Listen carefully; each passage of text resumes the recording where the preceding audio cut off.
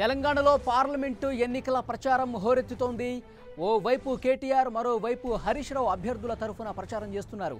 ఎల్లుండి హైదరాబాద్ ఎల్బీ స్టేడియంలో జరిగే భారీ బహిరంగ సభలో గులాబీ బాస్ కేసీఆర్ పాల్గొంటారు. సోషల్ మీడియాలో రైతు పెట్టిన పోస్టుపై సీఎం కేసీఆర్ స్వయంగా స్పందించారు.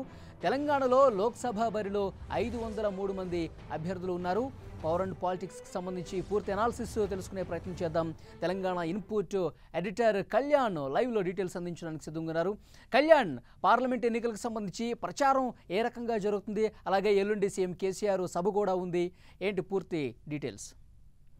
మళ్ళీ తెలంగాణలో లోక్సభ ఎన్నికలకు సంబంధించిన ప్రచారం ఊపందుకుందని చెప్పుకోవచ్చు. నామినేషన్ల గడువు పూర్తయింది. అటు ఉపసంహరణ గడువు కూడా రేపు పూర్తి కాబోతుంది. దీంతో అన్ని రాజకీయ పార్టీలు కూడా ప్రచారంపై దృష్టి సారించాయి. ప్రధానంగా టీఆర్ఎస్ పార్టీ ఈ ఎన్నికలను చాలా ప్రతిష్టాత్మకంగా తీసుకుంది. మొత్తం తెలంగాణలోని హైదరాబాద్ లోక్సభ స్థానం ఎంఐఎం, మిత్రపక్షంగా ఉన్న ఎంఐఎంకు ఎలాగూ ఎంఐఎం గెలుచుకుంటుందని భావిస్తున్న టీఆర్ఎస్ మిగిలిన 16 స్థానాల్లో కూడా గెలిచే దిశగా వ్యూహరచన చేస్తుంది. ఇందులో భాగంగా ప్రచారాన్ని హోరెత్తిస్తున్నారు. ముఖ్యంగా తెలంగాణ వ్యాప్తంగా కూడా working president KTR, CM KCR ఇద్దరు కూడా పెద్ద ఎత్తున ప్రచారం చేసేందుకు ప్రణాళికలు సిద్ధం చేసుకుంటున్నారు. ఈ రోజు నుంచి వర్కింగ్ ప్రెసిడెంట్ కేటీఆర్ ప్రచారం కరీంనగర్ లోక్సభ పరిధిలోని తన సొంత నియోజకవర్గమైన సిరిసిల్ల నియోజకవర్గం ముస్తాబాద్ మండలం నుంచి ప్రారంభమైంది. ఈ రోజు నుంచి వరుసగా ఉదయం రాష్ట్ర వ్యాప్తంగా పర్యటించడం, సాయంత్రం హైదరాబాద్లో రోడ్ షోలకు వర్కింగ్ ప్రెసిడెంట్ కేటీఆర్ ప్లాన్ చేసుకున్నారు. అంటే ఉదయం రాష్ట్రంలోని ఏదో ఒక నియోజకవర్గానికి వెళ్ళడం, ఆ తర్వాత సాయంత్రానికి గ్రేటర్ హైదరాబాద్ పరిధిలో ముఖ్యంగా 4 నియోజకవర్గాలు ఉన్నాయి. ఇందులో హైదరాబాద్ మినహాయిస్తే సికింద్రాబాద్, మల్కాజ్గిరి, చేవెళ్ళ ఈ 3 నియోజకవర్గాల పరిధిలో రోడ్ షోలు నిర్వహించేందుకు TRS working president KTR plan చేసుకున్నారు. ఆ రకంగా ఆయన కార్యక్రమం ఈ రోజు నుంచి ప్రారంభమైంది. వరుసగా దాదాపు ఇది 10 రోజుల పాటు కొనసాగే అవకాశం ఉంది. ఇక మరోవైపు సీఎం కేసీఆర్ ప్రచారం కూడా ఎల్లుండి నుంచి ప్రారంభం కాబోతుంది. ఎల్లుండి నల్గొండ జిల్లా నల్గొండ లోక్సభ పరిధిలోని మిర్యాలగూడ నుంచి సీఎం కేసీఆర్ ప్రచారాన్ని ప్రారంభిస్తున్నారు. ఆ తర్వాత అదే రోజు మధ్యాహ్నం 4 గంటలకు 5 గంటల ప్రాంతంలో ఎల్బీ స్టేడియంలో గ్రేటర్ హైదరాబాద్ పరిధిలోని 3 నియోజకవర్గాలకు సంబంధించిన లోక్సభ ఎన్నికల ప్రచారం బహిరంగ సభ కేసీఆర్ నిర్వహిస్తారు. దీనికి సంబంధించి ఈరోజు ఏర్పాట్లను కూడా మంత్రి తలసాని శ్రీనివాస్ యాదవ్, మిగిలిన గ్రేటర్ నేతలు కూడా అంతా పర్యవేక్షించారు. అటు ఓవైపు కేటీఆర్, మరోవైపు కేసీఆర్ ఇద్దరి ప్రచారాలు కూడా తెలంగాణ వ్యాప్తంగా హోరెత్తబోతున్నాయి. ఇక మరోవైపు కీలక నేత, టీఆర్ఎస్ కీలక నేత హరీష్ రావు కేవలం మెదక్ లోక్సభ స్థానానికి పరిమితమై తన ప్రచారాన్ని విస్తృతంగా చేస్తున్నారు. రాష్ట్రంలో 16 నియోజకవర్గాలు గెలిస్తేనే 16 లోక్సభ స్థానాలు గెలిచి 16 మంది ఎంపీలు ఉంటే ఖచ్చితంగా కేంద్రంలో చక్రం తిప్పుతామనే ధీమాలో ఉన్న టీఆర్ఎస్ ఆ దిశగా కార్యాచరణ సిద్ధం చేస్తుంటే, హరీష్ రావు మాత్రం మెదక్ లోక్సభ స్థానాన్ని చాలా ప్రతిష్టాత్మకంగా తీసుకున్నారు. రాష్ట్రంలోని అన్ని నియోజకవర్గాల కన్నా మెదక్లోనే ఎక్కువ మెజార్టీ వచ్చే దిశగా హరీష్ రావు వ్యూహరచన చేసుకున్నారు. ఈ దిశగా అన్ని గ్రామాన ప్రతి నియోజకవర్గంలో కూడా పర్యటిస్తూ హరీష్ రావు ముందుకు పోతున్న పరిస్థితి కనిపిస్తుంది. ఇప్పటివరకైతే టీఆర్ఎస్ ప్రచారంలో కొంత ముందుందని చెప్పుకోవచ్చు. అటు ప్రధాని మోడీ పర్యటనలు కూడా ఈ నెల 29న, వచ్చే నెల 1న కూడా రాష్ట్రంలో జరగబోతున్నాయి. 29న మహబూబ్ నగర్లో, ఏప్రిల్ 1న హైదరాబాద్లో మోడీ ప్రచారం జరగబోతుంది. బీజేపీ నుంచి అటు అమిత్ షా కూడా రాష్ట్రానికి రాబోతున్నట్లు తెలుస్తుంది. దీనికి సంబంధించి ఇంకా షెడ్యూల్ ఖరారు కాలేదు. అయితే కాంగ్రెస్ పార్టీకి చెందిన నేతలు ఎవరెవరు ప్రచారం చేస్తారన్న దానిపై ఇంకా ఇప్పటివరకైతే క్లారిటీ రాలేదు. రాహుల్ గాంధీ, ప్రియాంక గాంధీ ఇద్దరిని కూడా కనీసం ఒక్కొక్క సభలోనైనా ప్రచారం నిర్వహించేలా చేసేందుకు తెలంగాణ కాంగ్రెస్ నేతలు ప్లాన్ చేస్తున్నారు. అయితే గత ఎన్నికల్లో, అసెంబ్లీ ఎన్నికల్లో సోనియా గాంధీ కేవలం తెలంగాణకు వచ్చి మాత్రమే ప్రచారం చేసినా పెద్దగా ఫలితం రాలేదు. దీంతో రాహుల్ గాంధీ, ప్రియాంక గాంధీ సభలు ఉంటాయా ఉండవా అన్న దానిపై ఇంకా క్లారిటీ రావాల్సిన అవసరం అయితే ఉంది.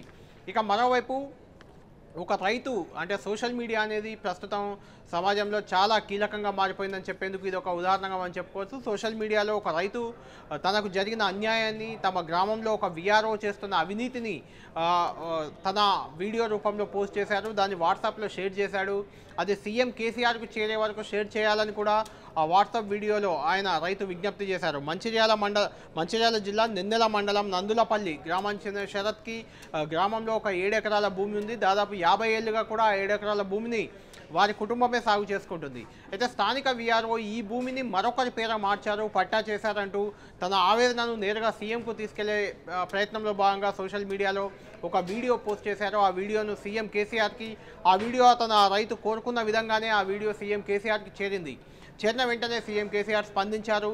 శరత్కి నేరుగా ఫోన్ చేశారు, అతని సమస్యను అడిగి తెలుసుకున్నారు. ఆ తర్వాత మంచిర్యాల జిల్లా కలెక్టర్ను కూడా ఆదేశించారు. దాంతో జిల్లా కలెక్టర్ నేరుగా కొద్ది గంటల వ్యవధిలోనే ఈరోజు గ్రామానికి వెళ్ళింది. శరత్ సమస్యను పరిష్కరించి ఆ గ్రామంలో విచారణ కూడా జరిపి శరత్ సమస్యను పరిష్కరించింది. వీఆర్ఓను కూడా సస్పెన్షన్ చేసేందుకు ఆదేశాలు జారీ చేసేందుకు సిద్ధమవుతున్నారు. ఓవరాల్గా చూస్తే ఒక రైతు పెట్టిన వీడియోకి సీఎం కేసీఆర్ స్పందించడం అనేది ముఖ్యంగా సోషల్ మీడియాలో నెటిజన్స్లో వైరల్గా మారింది.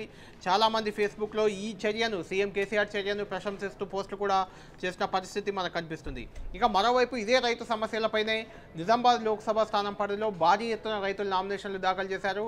మొత్తం తెలంగాణ వ్యాప్తంగా నామినేషన్ల పరిశీలన పూర్తయింది. పరిశీలన పూర్తయిన తర్వాత 17 లోక్సభ నియోజకవర్గాలకు 503 మంది అభ్యర్థులు బరిలో నిలిచారు. ఇందులో అత్యధికంగా నిజామాబాద్ నుంచి 189 మంది అభ్యర్థులు బరిలో ఉన్నారు. అంటే 189 మంది అభ్యర్థులు బరిలో ఉంటే ఈవీఎంల ద్వారా ఎన్నికలు నిర్వహించేందుకు ఏమాత్రం అవకాశం లేదు. దీంతో కొంతమంది అభ్యర్థులను ఉపసంహరింపజేసేందుకు ప్రయత్నాలు జరుగుతున్నాయి. రేపు ఉపసంహరణకు గడువు ఉంది. ప్రధానంగా ఈ రైతులంతా కూడా తమ రైతుల సమస్యలను కేంద్ర రాష్ట్ర ప్రభుత్వాలు పట్టించుకోవడం లేదు, సమస్యలు పరిష్కరించడం లేదంటూ ఆవేదన వ్యక్తం చేసి తమ నిరసనను ఈ రకంగా తెలిపారు. దీంతో ఇప్పుడు నిజామాబాద్ లోక్సభ స్థానంలో ఎన్నికలు జరుగుతాయా, జరిగితే బ్యాలెట్ పేపర్ల ద్వారానే ఖచ్చితంగా నిర్వహించాల్సిన పరిస్థితి. అయితే ఈ సమయంలో బ్యాలెట్ పేపర్ల ముద్రణ పూర్తవుతుందా, బ్యాలెట్ బాక్సులు సిద్ధమవుతాయా అనే దానిపై రేపు ఎన్నికల సంఘం అధికారులు ఒక కీలక నిర్ణయం తీసుకోబోతున్నారు. మొత్తానికి ఈలోపే రైతులతో నామినేషన్లు ఉపసంహరింపజేసేందుకు అటు టీఆర్ఎస్, ముఖ్యంగా టీఆర్ఎస్ ఈ స్థానాన్ని చాలా ప్రతిష్టాత్మకంగా భావిస్తుంది. ఎందుకంటే ఇక్కడ నుంచి సిట్టింగ్ ఎంపీగా, నిజామాబాద్ సిట్టింగ్ ఎంపీగా కల్వకుంట్ల కవిత ఉన్నారు, సీఎం కూతురు కూడా ఆమె. కాబట్టి ఎన్నికను వాయిదా పడకుండా అదేవిధంగా బ్యాలెట్ ద్వారా జరిగితే తీవ్ర జాప్యం జరిగే అవకాశం ఉంది. కౌంటింగ్ కావచ్చు, పోలింగ్ కావచ్చు, ఏదైనా కొంత ఇబ్బందులు తలెత్తే అవకాశం ఉంది. కాబట్టి రైతులతో నామినేషన్లు ఉపసంహరింపజేసేందుకు ప్రయత్నాలు అయితే జరుగుతున్నాయి. ఎంతమేరకు సఫలం అవుతాయని చూడాలి. దీనిపై రేపు కీలక నిర్ణయాన్ని ఎన్నికల సంఘం తీసుకోబోతుంది. మరోవైపు అత్యల్పంగా మహబూబ్ నగర్, నాగర్ కర్నూలు రెండు లోక్సభ నియోజకవర్గాల్లో కేవలం 12 మంది అభ్యర్థులు మాత్రమే బరిలో ఉన్నారు. అత్యధికంగా మాత్రం నిజామాబాద్లో 189 మంది అభ్యర్థులు బరిలో ఉండడంతో నిజామాబాద్ ఎన్నిక ఏ రకంగా జరగబోతుందన్న ఆసక్తి మాత్రం తెలంగాణ వ్యాప్తంగా నెలకొంది. వలి. Thank you Kalyan.